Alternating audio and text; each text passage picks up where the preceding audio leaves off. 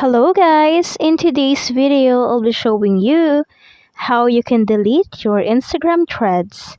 But first, if you want to master your favorite tech platforms, don't forget to subscribe to this channel and hit the notification bell so you won't miss a video. So now to start, go to your Threads app and then go to your profile page. To do that, just tap on the profile icon at the bottom right corner of your screen. And then, after that, go to Settings. From Settings, tap on Account.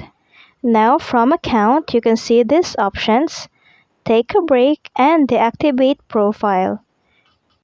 So now, for example, you just want to take a break, just tap on Take a Break and then choose from these options. But for example, you want to delete or deactivate your profile, just tap on Deactivate Profile. And then you can see this question: are you sure you want to deactivate your Threads profile? Now if you are decided and want to delete or deactivate your profile, just tap on Deactivate Threads Profile. And then after deactivating your profile, what you're going to do is to delete your Threads app. In that way, and same idea, you just deleted your profile or account. Your friends' contacts on Threads will not see your profile anymore. But if you want to reactivate your profile, just log into your account again.